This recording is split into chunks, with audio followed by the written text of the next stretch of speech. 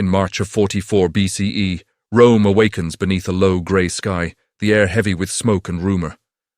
The theatre of Pompey stands closed, its marble floors already scrubbed clean, yet the memory of violence lingers in the stone. Julius Caesar is dead.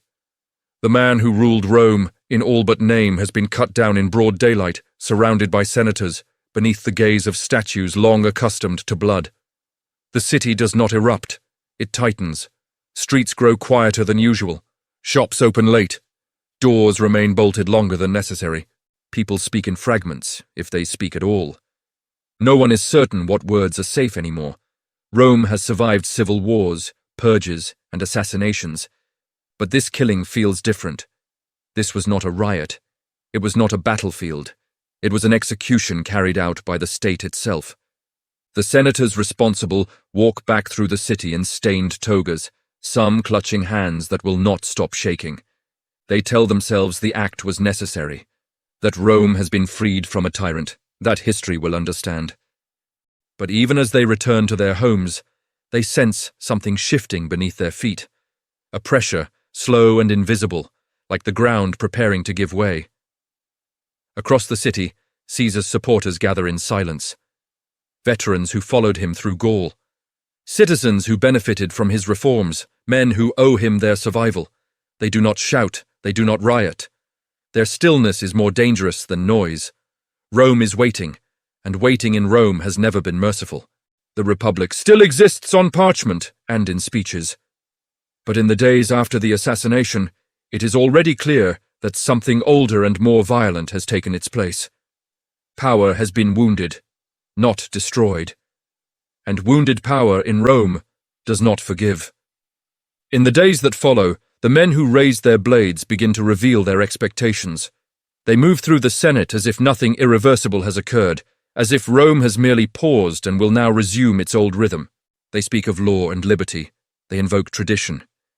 They remind one another that they are senators, not murderers, and that titles still matter. Brutus appears in public, calm by design, his posture disciplined, his face arranged into the expression of a man who believes reason will prevail. Cassius watches the crowds more closely, measuring silence, noticing which eyes meet his and which slide away. Neither reaction brings relief. There is no surge of gratitude, no public declaration of support, only distance. They had imagined cheers in the forum, laurel wreaths, a grateful republic acknowledging its saviors. Instead, Rome offers unease. Citizens listen, but do not respond. The people accept the words, but reject the men. The distinction is subtle, but fatal. In Rome, legitimacy is not declared, it is felt. The conspirators begin to understand that Caesar's power did not die with him. It had settled into the city itself, into its streets, its veterans, its poor, its expectations. Killing the man has only sharpened the absence he leaves behind. His name is spoken carefully, but more often than the names of those who killed him. Behind closed doors, confidence erodes. Plans feel incomplete. Promises sound thin. Some begin to fear that the republic they claim to defend exists only in memory, sustained by rhetoric rather than force. Others cling to honor, believing it will shield them from consequences. In Rome, honor has always been useful, but never protective. The illusion lingers just long enough to be dangerous. The conspirators delay, debate, reassure themselves, and while they wait for history to applaud them, Rome begins deciding how it will respond. By late March, the body of Julius Caesar is carried into the forum. The day is overcast, the light dull and flat, as if the city itself is holding its breath. Veterans line the edges of the square, citizens pack the streets and rooftops. No banners are raised, no chants begin. Grief in Rome does not announce itself, it gathers. Mark Antony stands before the crowd, not as a general but as a consul who understands the weight of timing. He does not accuse the conspirators directly. He does not call for violence. He allows the silence to work first. Then he begins to speak. Caesar's victories are recited, not as boasts, but as shared memory. Gaul, Spain, the Civil War, names that bind the crowd together. Antony's voice remains controlled, almost restrained as he reads Caesar's will. Money left to the people. Public land turned into gardens. Promises that reach even those who never met the man.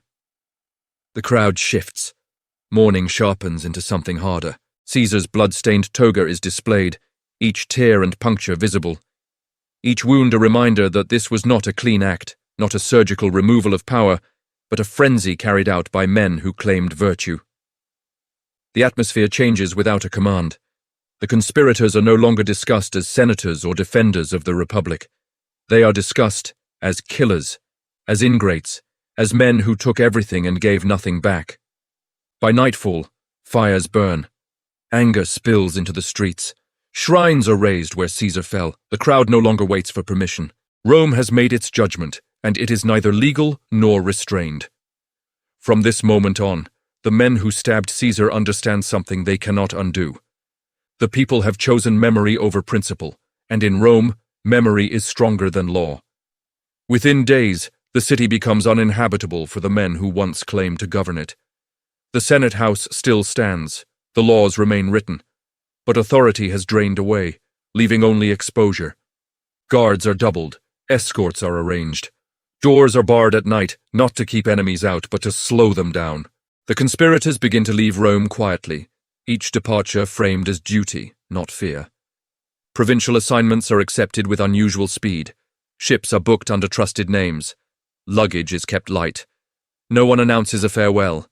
To linger is to invite recognition, and recognition now carries risk.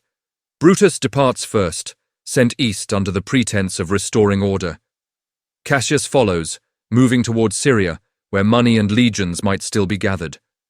Others scatter to Asia Minor, Greece, and the islands of the Aegean. The Republic's defenders dissolve into fugitives, spread thin across the empire they claim to protect. As Rome recedes behind them, certainty erodes. Each man carries the same question, though none voice it aloud. How long before the city turns officially against them? How long before exile becomes a death sentence? Back in Rome, Caesar's presence grows stronger in absence. His image appears in public spaces. His supporters organize. His name becomes a banner. Others rally beneath. The city does not forget who fled, and it does not forget why. For the conspirators, distance offers no safety, only time. And time, in Rome's history, has always favored revenge. Marcus Junius Brutus moves east with the confidence of a man who believes his name still carries protection. He is descended from Rome's most celebrated tyrant slayer, a lineage recited to him since childhood, pressed into his identity until honor feels less like a virtue and more like an obligation. To Brutus, Caesar's death was not betrayal. It was inheritance. In Greece and Macedonia, he speaks the language of principle. He presents himself not as a warlord, but as a steward of the Republic, restoring balance to a world temporarily thrown off course. Local elites listen politely. Some nod, few commit. Ideals sound different when legions are gathering elsewhere. Brutus avoids excess. He refuses plunder when he can. He maintains the appearance of restraint, convinced that moral discipline will distinguish him from the men now consolidating power in Rome. Yet restraint has a cost. Soldiers expect rewards, officers expect certainty. Loyalty without payment thins quickly. At night, surrounded by maps and correspondence, the burden begins to show. Brutus understands law, history, and rhetoric. He understands Rome as it once claimed to be. What he does not fully grasp is what Rome has become. A state shaped less by virtue than by fear and momentum. Honor steadies his posture but isolates him. It prevents him from adapting, from hardening in the way survival now demands. The weight he carries is not just Caesar's death, but the belief that morality alone can still command obedience. In a world already sliding toward empire, that belief will cost him everything. Gaius Cassius Longinus never trusted ideals to survive on their own. Where Brutus leaned on lineage and virtue, Cassius relied on preparation. He understood resentment. He understood greed. He understood fear. And he understood that Caesar had not been killed by philosophy, but by coordination and force. In Syria, Cassius moves quickly. Provincial treasuries are emptied. Local rulers are pressured into cooperation. Taxes are raised without apology. Ships are seized. Soldiers are paid on time and paid well. Discipline is enforced, not with speeches, but with consequences. Cassius does not ask for loyalty, he purchases it. Yet beneath the efficiency is tension. Cassius knows the balance is temporary. Every coin spent, every legion raised, pushes him closer to open war with Rome itself. There is no path back to legitimacy, only forward into confrontation. The republic he claims to defend has already been replaced by necessity. He watches reports arrive from Italy with growing unease. Caesar's image spreads, Octavian's name gains weight, Antony's influence hardens. Cassius understands what Brutus resists. Killing Caesar did not weaken power, it concentrated it. In private moments, the calculation turns inward. Cassius does not ask whether the assassination was right. He asks whether it was enough. The answer, unfolding across the eastern provinces, is unmistakable. Rome has accepted violence as its language, and Cassius knows he will be judged by how fluently he speaks it. He sharpens his position, but the pressure never lifts. Cassius does not believe in destiny, yet he feels its approach, the narrowing of options, the certainty that when the reckoning comes, it will not reward caution. Back in Rome, power reorganizes itself with brutal efficiency. The Senate still meets, but decisions are no longer born there. Authority shifts into private agreements, sealed not by votes, but by necessity. Octavian, Caesar's adopted heir, aligns with Mark Antony and Lepidus, three men bound less by trust than by shared enemies. Their alliance is formalized in 43 BCE, granted legal force through emergency decree. It is presented as restoration. In reality, it is consolidation. The Republic's mechanisms are repurposed to authorize violence, giving vengeance the appearance of law. Lists are drawn, names written carefully, then circulated. Senators, knights, former allies, men whose wealth is useful or whose loyalty is uncertain. Property is seized, families are torn apart, informants are rewarded, silence becomes survival. This is not chaos, it is methodical. Rome learns how quickly morality adapts when fear is organized. The assassins of Caesar are named enemies of the state, but they are far from the only targets. Anyone connected to them becomes expendable. Across Italy, executions are carried out in public, heads are displayed in the forum. The message is unmistakable.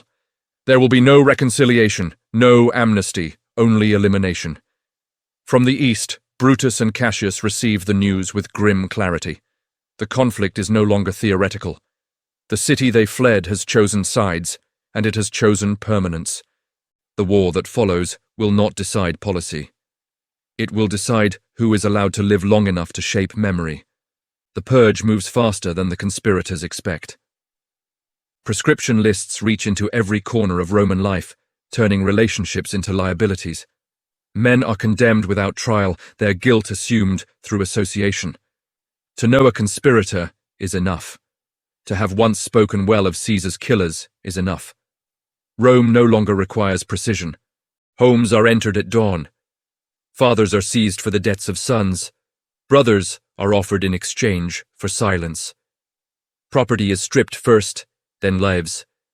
The killings are carried out with paperwork and witnesses, as if order itself demands blood. Friends of Brutus and Cassius disappear one by one.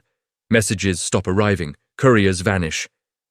The distance between Rome and the eastern provinces begins to feel irrelevant. The city's reach extends through fear, not geography. Some of the condemned attempt escape, few succeed. Slaves are promised freedom for betrayal, neighbors listen at doors. Loyalty dissolves under pressure, and the conspirators learn how little protection past influence provides. For those still alive, the knowledge settles in slowly and completely. There will be no return to Rome, no negotiated settlement. The republic they claim to restore is now executing men in their names without their presence. The assassins understand that their fate is already being decided in their absence. Every execution tightens the circle. Every death narrows the future. Rome is not punishing them directly yet, but it is clearing the ground for what comes next. October of 42 BCE finds the remnants of the conspirators' forces arrayed in Macedonia, near the plain of Philippi. Dust rises under the march of thousands. Spears glint in the pale autumn sun. Flags flap weakly in the wind, carrying names and symbols that once meant law, now meant survival. Brutus and Cassius command from separate camps, their decisions bound by necessity, not strategy. Morale is brittle. Soldiers sense the weight of inevitability, the quiet knowledge that the republic they were fighting for exists only in speeches and memory. Many fight without hope, others fight because there is no alternative. The battlefield is filled with tension thicker than smoke. The enemy, Antony and Octavian, is disciplined, organized, patient. They do not rush. They understand that time, like fear, is a weapon. Every movement, every push, every hesitation on the part of the assassins is noticed and stored for exploitation. From dawn until dusk, the clash is brutal but measured. Shields splinter, swords bite, banners fall. Unlike the chaos of Caesar's assassination, here the slaughter is deliberate, a mirror of the order the triumvirs now command. Each casualty is catalogued, each retreat punished. In this dust-choked, sun-bleached plain, the men who struck at a dictator come face to face with the consequences of overestimating virtue and underestimating momentum. The Republic's defenders fight not only soldiers, but the collapse of their own illusions, the realization that ideals cannot stand against the machinery of organized power. By nightfall, the outcome is ambiguous, but fear has already entered the camps of Brutus and Cassius. The battlefield itself becomes a psychological trap, every shadow and scream a reminder that judgment is no longer abstract. It is close, it is physical, and it is merciless. In the shadow of the first day at Philippi, Cassius confronts a truth he has long avoided. Control is gone. Reports of broken lines reach him before he can see them himself. Messengers arrive frantic, soldiers' eyes wide with disbelief. The battle is slipping through his fingers. Cassius does not wait for certainty. He cannot. In his mind, defeat is already written. Survival for him is meaningless, honor irrelevant. He summons a loyal servant, a man trained in obedience, and hands him the same sword that once pierced Caesar. It is deliberate, symbolic, an attempt to reclaim dignity where fortune has denied it. As the blade finds him, there is no fanfare, no cries. Only the weight of inevitability settling onto the shoulders of the man who orchestrated one of Rome's most famous killings. Around him, the camp stirs uneasily. Soldiers sense the fall of leadership before they witness it, a premonition heavier than any trumpet or banner. Cassius dies convinced that the world is unkind but fair, that power answers only to strength, and that weakness, however justified, is intolerable. In truth, his death is neither fair nor redemptive. It is merely a consequence. The battlefield remains, dust rising around his body, as Antony and Octavian advance steadily. Cassius's death does not halt their momentum. It does not change history. It only confirms that the men who sought to alter Rome's course by murder are now at the mercy of forces far larger than themselves. Even in death, Cassius cannot escape the irony. He who killed a dictator falls not to justice or vengeance, but to the relentless mechanics of war, the same system he once believed he could manipulate. Weeks after Cassius's death, Brutus faces the battlefield again, the plain of Philippi stretching beneath a cold, grey sky. The legions that once marched with purpose now stagger under exhaustion. Morale fractures like splintered wood underfoot. The young men who followed him for honor and virtue fight with grim obedience, but their faith in the Republic is fragile, almost invisible. Brutus surveys the field, noting each lost standard, each fallen soldier, each wavering cohort. He realizes that victory is no longer an option, that his ideals cannot be enforced by speeches or tradition. The Republic he imagined is absent from the earth itself, replaced by an empire in waiting, disciplined, merciless, and precise. Even in moments of command, his mind drifts to what might have been. Could Caesar have been spared? Could compromise have preserved both the Republic and his conscience?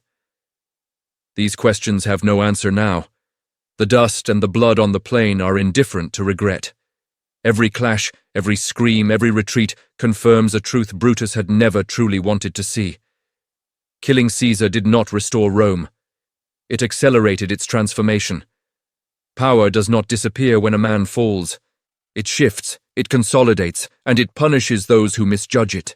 By the evening, surrounded by corpses and the remnants of his once loyal legions, Brutus understands that the final reckoning is not in the hands of others. It will be his own decision, his own sword. The weight of honor, once a guiding principle, now presses like a millstone upon him, unyielding and absolute. As night falls over Philippi, Brutus stands alone on the field, the horizon blurred by smoke, dust, and the distant echoes of dying men. The legions that once followed him scatter in disarray, leaving silence where loyalty once marched. Victory is impossible. Retreat is meaningless. The republic he sought to defend exists only in memory. He summons a trusted servant. The gesture carries no ceremony, no defiance, only necessity. The blade is placed in his hands, the same weapon that has already decided the fate of Caesar, the same steel that has carved the path of Rome toward empire. Brutus does not hesitate. There is no final speech, no declaration of principle. There is only the inevitability of consequence. The sword pierces him. The world tilts, the sky dim, and the man who once believed virtue could guide history collapses into dust, blood, and silence. Around him the field is still, but the wind carries the echo of what has been lost. Not a tyrant, but the fragile dream of a republic. No crowd witnesses the act, no historian applauds, only soldiers, exhausted and weary, glance briefly at the body before turning back to survival. Brutus dies as he lived in exile and war, disciplined, isolated, and confronted with the truth that ideals, however noble, cannot withstand the machinery of power. Rome will remember his name, but not in the way he imagined. It will be remembered as a caution, a symbol of misjudged ambition, and the final proof that the men who struck at a dictator were ultimately consumed by the system they sought to preserve. While Brutus and Cassius fell on the plains of Philippi, the smaller figures of the conspiracy met slower, harsher fates. Some were hunted down across Italy and the provinces, pursued like shadows by men who understood that vengeance was more precise than grief. Their deaths were methodical, often public, and intended to send a message that no association with Caesar's murder would be tolerated. A few were captured in their homes, dragged through streets that once welcomed them as senators.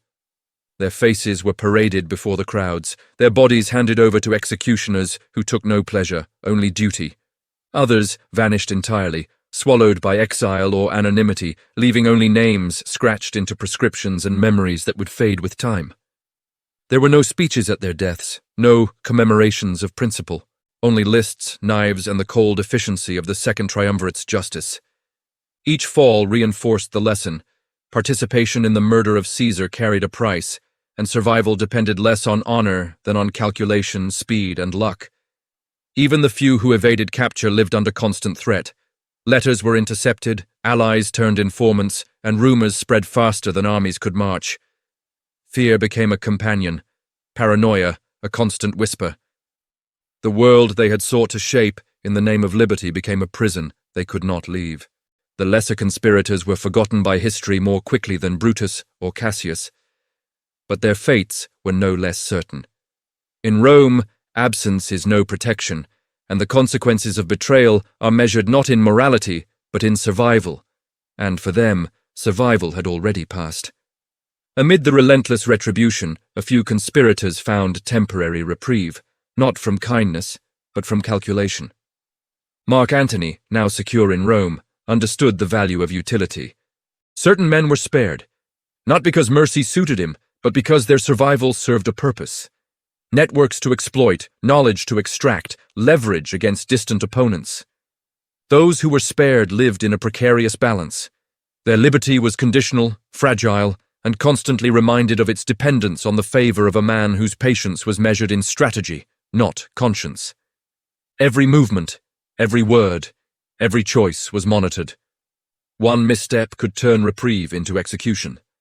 This selective clemency created its own psychological torment. Survivors could not celebrate, could not trust one another, could not speak freely. Fear became internalized, gnawing at their thoughts and their decisions. Sleep brought dreams of knives and shadows as history slowly narrowed the space in which they could exist. Even mercy was weaponized. Antony wielded it with precision, reinforcing the lesson the Republic had already begun teaching. Power does not forgive. It negotiates, it calculates, and it remembers. The men who had once struck Caesar were alive, but they were not safe, not free, and not remembered as victors. For the conspirators, survival was no triumph. It was a constant negotiation with death, a reminder that the city they thought they had liberated had already chosen its own memory, its own justice, and its own arbiters of life and death. As months pass, Rome itself becomes the judge. Statues of Caesar rise in the Forum. Coins bear his image. Public ceremonies celebrate his victories. Streets and temples carry his memory, not as the man who fell, but as the eternal embodiment of authority restored. The assassins' names fade from conversation, replaced by whispers of caution. The city does not debate the morality of the murder. It enforces consequences. Every citizen witnesses the fate of those who once struck at a dictator. Exile, death, obscurity, or temporary survival under surveillance. Memory, not law, decides guilt and innocence. History, for Rome, is practical rather than philosophical. The senators who killed Caesar had imagined they would shape the Republic. Instead, they become examples of misjudged power. Their deaths, scattered across battlefields, streets, and distant provinces, are a testament to the truth Rome understands instinctively. Betrayal is transient, but authority endures. Even those who survive the initial purge carry the weight of condemnation. Their names are marked, their actions recorded, their presence remembered only to warn others. Rome does not forget. It adapts. It punishes. It moves forward with deliberate, unrelenting force. By the end, the final verdict is clear. The conspirators failed not because of bravery or ambition or moral failure, but because they misread the city itself. Rome had already chosen its own path, and it had chosen to remember Caesar, to honor his memory, and to erase those who believed killing him would save the Republic. When the dust settled and the fields of Philippi were littered with the dead, when Rome's streets had quieted under Antony and Octavian's order, one truth became impossible to ignore. The men who killed Julius Caesar had not saved a republic. They had only accelerated its end. Brutus and Cassius lay in the soil of Macedonia, their dreams of virtue and honor extinguished. Lesser conspirators had vanished, executed, or lived in constant fear. Exile, obscurity, and death had claimed them all, leaving only fragments of their existence in letters, coins, and whispers. The Republic, once an idea, had become a memory, recalled in speeches, but replaced by an empire in waiting, efficient, disciplined, and unyielding. Power, not principle, had survived. The blood of Caesar did not restore balance, it demanded reckoning. In the aftermath, the human cost became evident. Families torn apart, veterans forced to choose sides, citizens swept into fear and obedience. The cultural logic of Rome, loyalty, hierarchy, and reputation, had dictated the outcome, indifferent to morality or justice. The lesson was grim and absolute. History punishes misjudgment with a slow, inescapable certainty. The men who believed a single act could save a system instead became its final victims.